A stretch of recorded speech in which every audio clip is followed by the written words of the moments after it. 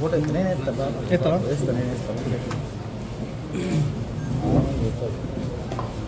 Bag తీసుకోరు.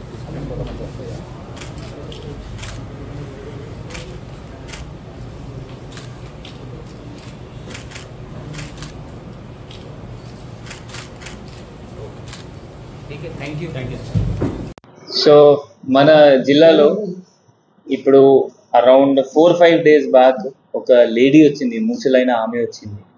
దాని petition బట్టి మనం ఒక ఎఫ్ఐఆర్ నమోదు చేశాము. సో పిటిషన్ ఏంటి అంటే, వాళ్ళ కొడుకు కొన్ని రోజు ముందు కంబోడియాకి పోయారు. ఒక ఏజెంట్ కాంటాక్ట్ చేసి, జగతియాల్ కోడిమేల ఏజెంట్ కాంటాక్ట్ చేసి 1,40,000 రూపీస్ ఇచ్చి కంబోడియా పోయారు. అతని పాస్పోర్ట్ అక్కడ కంపెనీ తీసుకున్నారు, గుంజుకున్నారు. మళ్ళీ రిటర్న్ అక్కడ నుండి బయట పంపట్లేదు. సో ఆఫీస్లో వచ్చిన తర్వాత నేను అబ్బాయితో వాట్సాప్లో మాట్లాడాను. ఆ అబ్బాయి ఏమంటున్నారు అంటే అతనితో సైబర్ ఫ్రాడ్ చేసేస్తున్నారు. అతనిలాగా 500 to 600 ఇంకా ఇండియన్స్ ఉన్నారు అక్కడ. దాంతో వాళ్ళతో కలిపి వీళ్ళకి ఇండియన్స్ నంబర్ ఇస్తున్నారు, ఒక కాల్ సెంటర్ లాగా పెట్టి వాళ్ళ ఫ్రాడ్ చెప్పిస్తున్నారు. So related to SOTC fraud ఒకటి, ఇది లాటరీ ఫ్రాడ్. టాస్క్ ఇస్తారు, 30 టాస్క్ చేస్తే మీకు అంత డబ్బులు వస్తుంది. సో కొంత అన్ఎథికల్ వర్క్ చేయించారు. ఒక చైనీస్ నేషనల్ దానికి ఓనర్, కంబోడియాలో కంపెనీ నడుస్తుంది, లోకల్ పోలీస్ వాళ్ళు కూడా ఏం చేయలేదు. సో అదే చేసిన తర్వాత మనం ఒక ఎఫ్ఐఆర్ నమోదు చేశాము. ఎఫ్ఐఆర్ నమోదు చేసిన తర్వాత మనం ఎంబసీలో మాట్లాడాము. అది అక్కడ కంబోడియాలో ఇండియన్ ఎంబసీ ఉంటుంది. అక్కడ ఒక సీనియర్ IFS మేడం ఉంది. మేడంతో మాట్లాడి అన్ని డీటెయిల్స్ షేర్ చేసాము.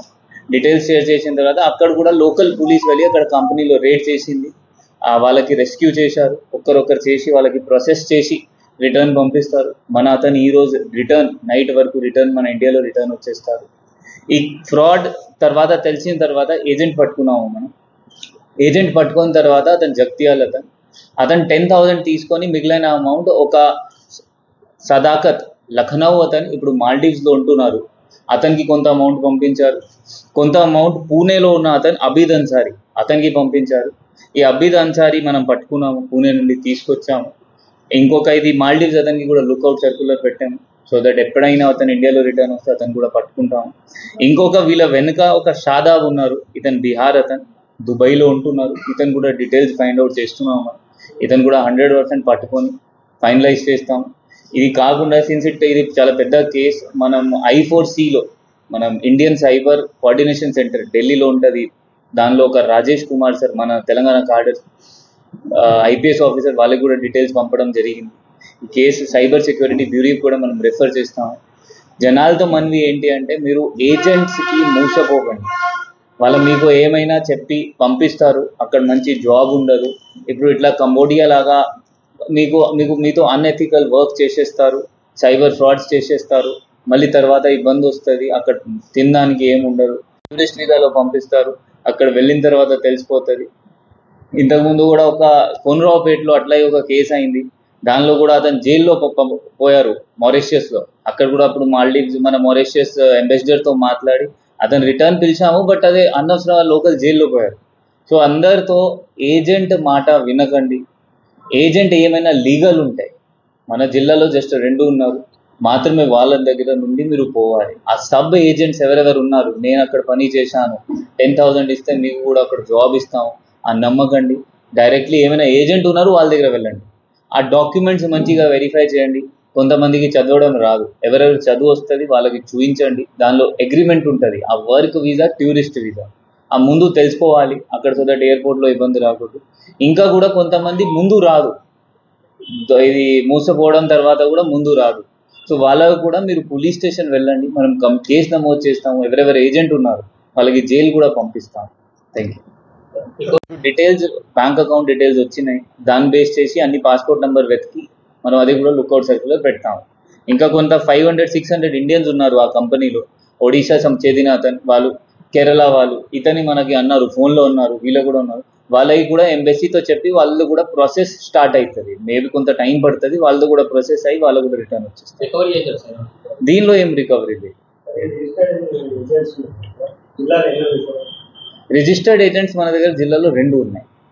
జస్ట్ ఒక వెమ్లవాడలో ఉంది, ఐ థింక్ ఒక సిరిసిల్లలో ఉంది, అగ్రహారంలో ఒకటి ఉంది, 2 ఉన్నాయి టోటల్. అదే 2 ఉన్నాయి అంతే. దాని తర్వాత ఏమవుతుంది అంటే సబ్ ఏజెంట్స్ వీళ్ళకి ఒక నంబర్ ఉంటుంది. ఒక సంవత్సరంలో వీళ్ళ 100 మెంబర్స్ పంపొచ్చు మాత్రం. వీళ్ళు ఏం చేస్తారు, చిన్నవి ఏమైనా ఏజెంట్ ఫైండ్ అవుట్ చేసి అదే లైసెన్స్ అతను ఫైండ్ అవుట్ చేసి అతని అకౌంట్లో పంపిస్తారు. అదే కూడా అలౌడ్ లేదు, అది సబ్ ఏజెంటింగ్, అది కూడా ఒక పెద్ద నేరం. సో మీకు ఎవరైనా పంపిస్తున్నారు కొంచెం జాగ్రత్త వెళ్ళాలి, వెరిఫై చేసి వెళ్ళాలి.